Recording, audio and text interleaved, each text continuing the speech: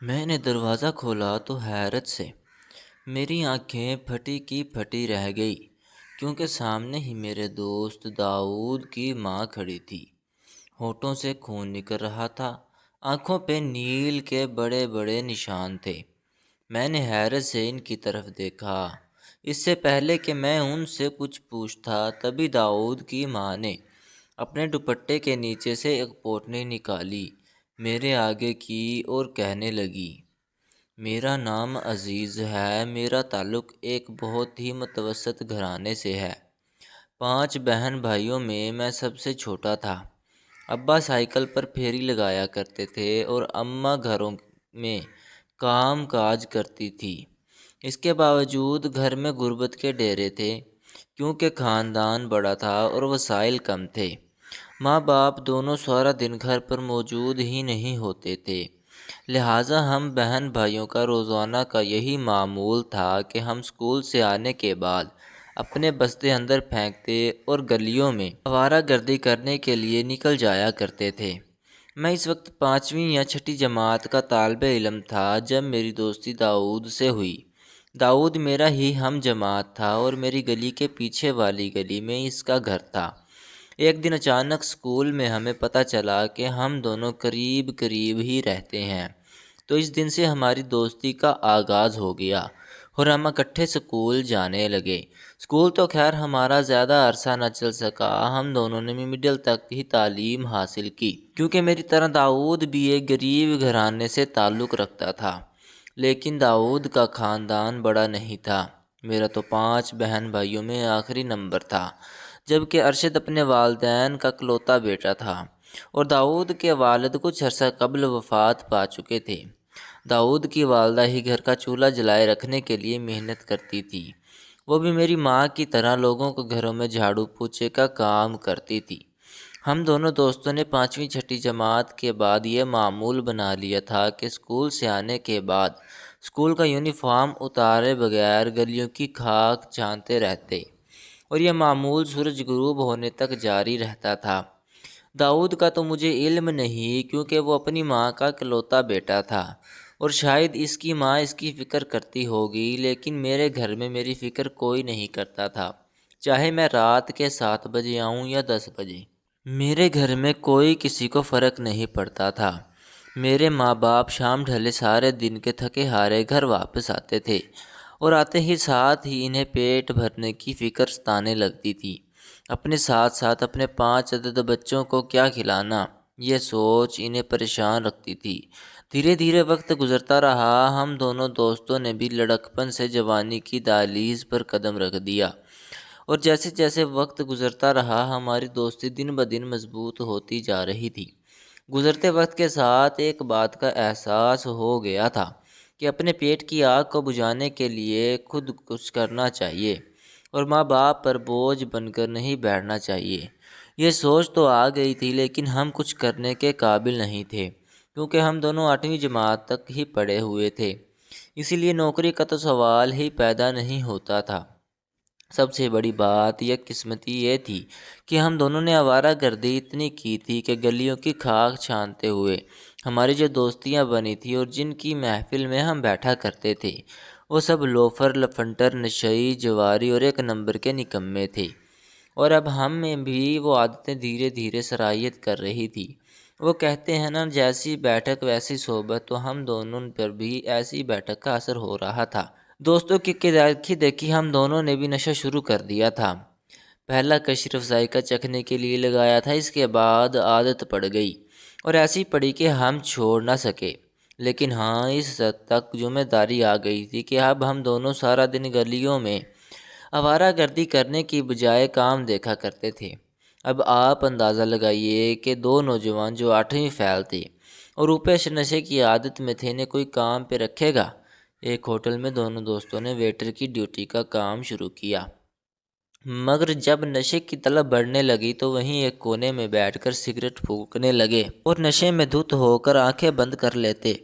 Hotel کا مالک آ کر ٹھنڈے مار کر ہم دونوں کو جگاتا، اور پھر آخر میں اس نے 5-4 دن ہماری یہ حرکتیں برداشت کرنے کے بعد 6ٹھے دن ہمارے ہاتھ پر چند پیسے رکھے اور کہنے لگا، دفع ہو جاؤ، میرے ہوٹل میں تم جیسے نکموں اور نالائقوں کی جگہ نہیں ہے۔ ہم نے اپنا سا منہ لے کر باہر نکل آئے۔ ہم دونوں بہت پریشان تھے۔ گھر کے حالات تو آپ کو بتا ہی چکا ہوں۔ کھانے کو 2 وقت کی روٹی پوری نہیں ہوتی تھی تو ہمارا نشہ کس طرح پورا کرنا تھا۔ اب ہم پریشان اسی وجہ سے تھے کہ 2 وقت کھانے کی روٹی بھی چاہے پیٹ بڑی ظالم چیز ہے، جب تک بھرے گا نہیں تنگ کرے گا۔ اس کے بعد یہ نشے کی لت بھی لگ چکی تھی۔ یہ بھی پورا کرتا تھا، کسی نہ کسی طرح سے 2-4 دن گزار لیتے تھے، لیکن 2-4 دن بعد تڑپ شروع ہو جاتی تھی، پھر تھوڑا بہت لینا پڑتا تھا۔ خیر اسی طرح جلدی جلدی ایک روز ہم دونوں دوست ایک کنسٹرکشن سائٹ پر پہنچ گئے، جہاں شاید کوئی پلازہ بن رہا تھا۔ وہاں جا کر ہم نے ٹھیکیدار سے بات کی اور کہا کہ ہم دونوں بھی مزدوری کی تلاش میں ہیں، ہمیں مزدوری پر رکھ لو۔ اب صحت ہم دونوں کی ایسی تھی کہ آنکھوں پر ہلکے ڈورے سے دیکھ رہے تھے، جہاں دیدہ انسان پہچان جاتا تھا کہ دونوں نشئی ہیں۔ ٹھیکیدار نے گہری نظروں سے ہم دونوں دوستوں کا جائزہ لیا اور کہنے لگا، کر لو گے کام؟ ہم دونوں نے چستی سے فوراً اس بات میں سر ہلایا اور مسکراتے ہوئے کہنے لگ گیا، تو نہیں رہا کہ کام کرو گے، لگتے تو نشئی ہو۔ میں نے کہا، نہیں جی، وہ عادت تو ہم دونوں نے چھوڑ دی۔ اب 2 دن ہمیں مزدوری نہ دینا، دیکھ لینا ہمارا کام، اس کے بعد مزدوری دے دینا۔ اس شرط پر وہ راضی ہو گیا اور ہمیں وہاں مزدور کے طور پر رکھ لیا۔ ہم دونوں دوست اب صبح 9 بجے جاتے، شام 5 بجے تک وہاں کام کیا کرتے تھے۔ اچھی دہاڑی مل جایا کرتی تھی۔ وہاں سے نکلنے کے بعد کسی ڈھابے پر بیٹھ کر پیٹ بھر کر کھانا کھاتے تھے، اور اس کے بعد اگر نشے کی طلب ہوتی تو وہ بھی کر لیا کرتے تھے۔ مگر داؤد کو یہ سب کام پسند نہیں آ رہا تھا۔ صبح 9 بجے سے شام 5 بجے تک پابندی کے ایک جگہ پر ٹک کر کام کرنا کسی نالائق کے بس کی بات کہاں ہے۔ گو کہ نالائق تو میں بھی تھا، کام چور تو میں بھی تھا۔ میرا دل نہیں چاہتا تھا کہ یوں پابندی سے ایک جگہ ٹک کر کام کروں، وہی دل چاہتا تھا کہ آرام سے صبح 11 بجے اٹھوں، پھر ناشتہ کروں اور گھوموں پھروں، گلیوں میں ہوٹلوں پر بیٹھ کے چائے پیوں، سگریٹ کے کش لگاؤں، سینما میں فلموں دیکھوں۔ مگر اب اس پیٹ کا کیا کروں اور اس نشے کا کیا کروں؟ گھر والوں کی طرف تو اب دیکھ نہیں سکتے تھے، کیونکہ جب سے انہیں پتہ چلا تھا کہ میں نشے کا عادی ہو چکا ہوں تو وہ کھا جانے والی نظروں سے دیکھتے تھے۔ ان کا بس نہیں چلتا تھا تو دھکے مار کر گھر سے باہر نکال دیتے۔ یہ تو اپنی روزی روٹی خود کرنے لگے تھے، وہ تو رات کو سونے کے لیے جگہ دے دیتے تھے، ورنہ میرے جیسے کو کون پوچھتا۔ میری ماں تو صاف کہا کرتی تھی کہ ایسی نکمی اولاد خدا کسی کے دشمن کو بھی نہ دے۔ خیر اسی طرح دھیرے دھیرے وقت گزرتا رہا تھا۔ گزرتے وقت نے مجھے ایک صدمہ بھی دیا تھا۔ میری ماں اللہ کو پیاری ہو چکی تھی، بیماری کوئی خاص نہیں تھی، مگر یہ جو غربت ہے، سبھی یہی سب بڑی بیماری ہے۔ ابا بھی ہڈیوں کا ڈھانچہ بنے ہوئے تھے، بمشکل تھوڑا بہت کام کر لیا کرتے تھے، مگر اب ہم بہن بھائی بڑے ہو رہے تھے تو سب ہی کچھ نہ کچھ خود اپنی حد تک کرنے لگے تھے، لہٰذا ابا کے کندھوں پر بھی ذمہ داری کافی حد تک ختم ہو چکی تھی، اور ہم دونوں دوست اب بھی اس سائٹ پر مزدوری کرنے کے لیے جایا کرتے تھے۔ کبھی کبھار مجھے اکیلے بھی جانا پڑتا تھا، کیونکہ داؤد چھٹی مار سکتا تھا، وہ ماں کا اکلوتا بیٹا تھا۔ مزدوری نہ بھی کرتا تو اپنی ماں سے ضد کر کے اسے پریشان کر کے پیسے لے ہی لیا کرتا تھا کسی نہ کسی طرح، مگر میرے گھر ایسا کوئی سین نہیں تھا۔ یہاں تک ہماری زندگی میں لگی بندی روٹین کے مطابق گزر رہی تھی، مگر اس کے بعد اچانک ایک دن ایسا آیا جس نے میری دنیا بدل دی، اور اس کے باوجود کی بھی ہوا کچھ یوں کہ اس دن میں صبح 9 بجے اٹھ کر منہ ہاتھ دھو کر اپنا پرانا سا لباس پہن کر چائے کے ساتھ 2 پاپے کھا کر کام پر جانے کی تیاری میں تھا کہ اچانک دروازے پر دستک ہوئی۔ میں نے جا کر دروازہ کھولا تو سامنے داؤد کی ماں تھی، مگر اس کا حلیہ دیکھ کر میں کانپ گیا۔ اس کے ہونٹوں سے خون نکل رہا تھا اور اس کے ہونٹ کی ایک طرف سے سوجے بھی ہوئے تھے، چہرے پر جا بجا نیل کے نشانات تھے، ایک آنکھ پر تو بہت بڑا نشان تھا، ماتھے پر گہری چوٹ کا نشان تھا جس سے خون ٹپک رہا تھا۔ داؤد کی ماں کی یہ حالت کس نے کی؟ داؤد کا ابا تو کب سے وفات پا چکا تھا، مگر اس کے ماں کے ساتھ اتنی مار پیٹ آخر کس نے کی؟ میں حیران تھا، اتنا حیران کہ کچھ لمحے تو ساکت ہی سمجھ رہا تھا۔ سمجھ نہیں آ رہی تھی کہ کیا بولوں، کیا کہوں۔ خالہ میری طرف دیکھیے ہوئے کہنے لگی، عزیز پتر، داؤد تیری طرف اب آیا نہیں؟ میں نے کہا نہیں خالہ، ابھی تو نہیں آیا، میں نکل کر بس اسی کا پتہ کرنے جا رہا تھا۔ تبھی خالہ کہنے لگی وہ تو کب کا گھر سے نکل چکا ہے، مگر کھانا کھا کر نہیں گیا، اسی لیے یہ کھانا لے کر آئی تھی۔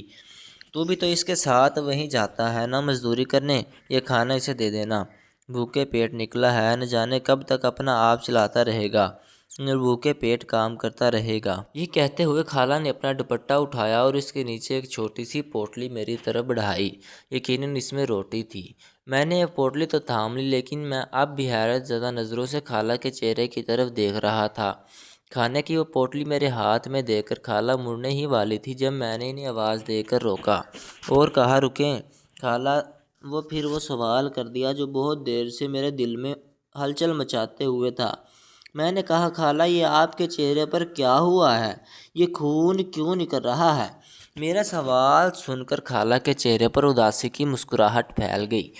اپنے دوپٹے کا ایک کونا اٹھا کر وہ زخموں سے خون صاف کرتے ہوئے کہنے لگی داؤد نے مارا تھا، پیسے مانگ رہا تھا، میرے پاس تو ایک پیسہ بھی نہیں تھا، بس اتنا کہہ دیا تھا کہ آج میرے پاس کوئی پیسہ نہیں ہے، تو غصے میں آ گیا اور مار پیٹ کرنے لگا، اسی لیے تو بھوکے پیٹ گھر سے نکل گیا ہے، بس جب تم اس کے ملو تو یہ کھانا اسے دے دینا۔ میں کچھ بول نہ سکا، الفاظ گم ہو چکے تھے، میں نے خاموشی سے اس بات میں سر ہلا دیا۔ خالہ جا چکی تھی، میری نظروں سے آہستہ آہستہ دور ہوتی جا رہی تھی اور میں ان کی پشت کو وہیں کھڑے دیکھتا رہا۔ یہ سب کچھ کیا تھا؟ یہ پیار تھا، یہ محبت تھی، یہ شفقت تھی، ماں کی ممتا تھی۔ داؤد سے لڑ جھگڑ کر، اسے مار پیٹ کر، پیسوں کی خاطر اپنی ماں کے چہرے سے خون نکال کر وہ گھر سے بھوکے پیٹ نکلا تھا اور ماں اس کے پیچھے کھانا باندھ کر اسے تلاش کرتی پھر رہی تھی۔ یہ ہوتی ہے ماں۔ میرا دل درد سے جیسے پھٹنے والا تھا۔ میں وہیں دروازے کی چوکھٹ پر بیٹھ کر رونے لگا۔ اپنی ماں بری طرح سے یاد آنے لگی۔ کافی دیر تک بیٹھتا روتا رہا، دل کا بوجھ ہلکا ہوا تو اپنی آنکھیں صاف کی اور داؤد کی روٹی والی پوٹلی ایک شاپر میں ڈالی اور سائٹ پر چلا گیا۔ داؤد پہلے سے وہاں موجود تھا، چہرہ اترا ہوا تھا، صاف پتہ چل رہا تھا کہ گھر سے لڑ کر آیا ہے۔ میں نے مسکرا کر اس کے چہرے کی طرف دیکھا اور شاپر میں ایک پوٹلی نکال کر اس کے سامنے رکھ دی۔ میں نے کہا کھانا کھا لو بھائی۔ اس نے جلدی سے دسترخوان کھولا اور کھانا شروع کر دیا، پھر کہنے لگا شکریہ یار، قسم سے بہت بھوک لگ رہی تھی۔ مگر اچانک پھر برتن، دسترخوان، وہ سب چیزوں کو دیکھ کر کہنے لگا ارے یہ تو ہمارے گھر کی ہیں، یہ تو کہاں سے لایا؟ میں نے کہا خالہ دے کر گئی تھی، کہہ رہی تھی داؤد سے کہنا روٹی کھا لے، بھوکے پیٹ کام نہ کرے۔ ایک لمحے کے لیے اس کا ہاتھ ساکت ہوا، چہرے پر شرمندگی کے سائے نظر آئے اور پھر وہ کھانا کھانے میں مصروف ہو گیا۔ کھانا کھا چکا تو میں نے کہا داؤد یار مجھ سے ایک وعدہ تو کر، یہ جو آج حرکت کر کے آیا ہے نا ماں کے ساتھ، یہ دوبارہ نہ کرنا۔ میں نے اپنے نشے کے لیے اپنی ماں کو مارا پیٹا اور یہی میری ماں ہے جو تیرے لیے کھانا لے کر تجھے تلاش کرتی پھر رہی ہے اور پھر میرے گھر پر آئی کہ یہ کھانا داؤد کو دے دینا۔ وہ لڑ جھگڑ کر بھوکے پیٹ گھر سے چلا گیا ہے۔ اب ایک بار پھر سے داؤد کے چہرے پر شرمندگی کے تاثرات تھے۔ میں نے کہا یار داؤد، مانا کہ ہم نالائق ہیں، نکمے ہیں، نشئی ہیں، مگر یار یہ جو ماں پہ ہاتھ اٹھانے والا کام ہے نا، یہ بہت بڑا ہے، غلط کام ہے، جہنمی تو نہ بن۔ ماں کے چہرے پر تیری مار پیٹ کے نشان تھے، نیل کے نشان تھے، ہونٹ پھٹے ہوئے تھے، خون نکل رہا تھا، وہ تیرے لیے کھانا لے کر پیچھے آئی ہے یار۔ میرا اتنا کہنا تھا کہ داؤد کی آنکھوں میں آنسو چمکنے لگے اور پھر ٹپ ٹپ آنسو اس کی گود میں گرنے لگے۔ تب میں نے اسے سمجھایا کہ یار میری ماں مر چکی ہے، تیری ماں زندہ ہے، ماؤں کی قدر ان کے جیتے جی کر لینی چاہیے۔ جب یہ گھنی چھاؤں ہمارے سر سے چلی جاتی ہے تو تب احساس ہوتا ہے ہمیں کہ ایک دم گھنی چھاؤں سے سخت دھوپ میں آ کر کھڑے ہو گئے ہیں۔ تم بھی اپنی ماں کی قدر کر لو، ان کے جیتے جی ماں کے پیروں تلے سے جنت کما لو، یہ لو خوش کر لو۔ ہم دونوں واقعی بہت بخت انسان تھے، مگر آج تمہیں پتے کی بات بتاؤں، میں زیادہ بدقسمت انسان ہوں، کیونکہ جب ماں کی قدر کا یہ شعور مجھے آیا تب میرے پاس میری ماں نہیں تھی۔ مگر تم خود قسمتی ہو کہ تمہاری ماں بھی زندہ ہے یار، وہ ماں جس پر تم نے ہاتھ اٹھایا ہے، اس کو زخمی کیا، اس کے چہرے پر نیل کے نشان ڈالے، اس کے پھٹے ہوئے ہونٹوں سے خون نکل رہا تھا، مگر وہ تمہارے لیے کھانا لے کر آئی تھی یار، اس کی قدر کرو۔ منزلیت کو بے لوث محبت کا اس بات کا اندازہ نہیں لگایا جا سکتا۔ داؤد کے رونے میں تیزی آ چکی تھی، اس نے جلدی سے اپنے ہاتھ کے پشت سے آنکھوں سے آنسو صاف کیے اور فوراً اٹھ کھڑا ہوا اور کہنے لگا، یار عزیز، تم نے میری آنکھیں کھول دی۔ واقعی اس نشے نے میرے دماغ کو گھما کر رکھ دیا تھا، اور نشیہ کی لت کو پورا کرنے کے لیے میں اپنی جنت کو ناراض کر رہا تھا، اپنے ماں باپ پر ہاتھ اٹھا رہا تھا۔ میں کتنا بدبخت انسان ہوں۔ اس کی بات سن کر میں نے نفی میں سر ہلایا اور کہا، نہیں، اب میں تمہارے پاس موقع ہے، جاؤ اور اللہ سے معافی مانگ لو۔ داؤد فوراً تیز قدموں سے اپنے گھر کی طرف روانہ ہو گیا، میں بھی اس کے پیچھے پیچھے ہی تھا۔ ہم داؤد کے گھر کے قریب پہنچے تو دروازہ کھولا ہوا تھا۔ داؤد کے چہرے پر اچانک سے شرمندگی کے تاثرات پھیل گئے۔ ادب قدموں اندر داخل ہوا۔ خالہ سامنے ہی برآمدے میں چارپائی پر لیٹی ہوئی تھی، چہرے پر دوپٹہ ڈالا ہوا تھا اور ان کے پیٹ کے ہلنے سے پتہ چل رہا تھا کہ وہ رو رہی ہیں، سسک رہی ہیں، شاید زخموں کی تکلیف کی وجہ سے، یا شاید روح کے ان زخموں کی وجہ سے جو بیٹے کے ہاتھ اٹھانے پر ان کی روح پر لگے ہوں گے۔ داؤد کی چارپائی کے پاس پہنچا اور نیچے زمین پر بیٹھ کر اپنی ماں کا بازو تھاما۔ خالہ نے فوراً چہرے سے دوپٹہ اٹھایا، داؤد کی طرف دیکھا تو آنکھیں پونچھتی ہوئی اٹھ بیٹھی۔ داؤد نے خالہ کے پاؤں پکڑ لیے اور کہنے لگا، ماں، ایک بار مجھے معاف کر دیں پلیز، میں وعدہ کرتا ہوں کبھی تم پر ہاتھ نہیں اٹھاؤں گا اور یہ منحوس نشے کی لت کو بھی نہیں چھوڑوں گا، پکا وعدہ کر رہا ہوں۔ داؤد کا اتنا کہنا تھا کہ خالہ کے چہرے پر نرم سی مسکراہٹ بکھر گئی۔ ماں کی محبت کیا چیز ہے بچے! اور اس نے آگے بڑھ کر داؤد کو گلے لگا لیا، اور میں پیچھے کھڑا نم آنکھوں سے یہ منظر دیکھ رہا تھا اور سوچ رہا تھا کہ مائیں کتنی پیاری اور معصوم ہوتی ہیں، کیسے ایک منٹ میں وہ سب تکلیف بھول گئیں اور ان نے فوراً اپنے بیٹے کو سینے سے بھی لگا لیا اور معاف بھی کر دیا۔ مگر وہ دن واقعی ہم دونوں کی زندگی میں بہت بڑا بدلہ اڑایا۔ میری تو آنکھیں کھل ہی گئی تھی کہ خالہ کے ایک چھوٹے اور پیارے سے عمل سے، کیونکہ ماں کے لیے تو یہ چھوٹا عمل ہی تھا، مگر ہم دونوں کی آنکھیں کھول گیا تھا۔ اور اس کے بعد داؤد نے بھی جو کیا سچ کر دکھایا۔ اب وہ دن رات محنت مزدوری کرتا ہے، نشے کی لت کو اس نے واقعی چھوڑ دیا ہے۔ شروع میں مشکل ہوئی تھی، مگر آہستہ آہستہ اس نے اس عادت پر قابو پا لیا، اور داؤد کی خالہ کو لوگوں کے گھروں میں کام کرنے کے منع کر رکھا ہے۔ اب داؤد خود ہی محنت مزدوری کرتا ہے اور اپنا اور اپنی ماں کا پیٹ پال رہا ہے۔ والدین کی قدر ان کی جیتے جی کرنی چاہیے، بعد میں پچھتاوے کا کوئی فائدہ نہیں ہوتا۔ ناظرین، مزید اس طرح کی سچی کہانیاں اور واقعات سننے کے لیے ہماری ویڈیو کو لائک کریں، شیئر کریں اور چینل کو سبسکرائب کرنا مت بھولیے گا۔ شکریہ، اللہ حافظ۔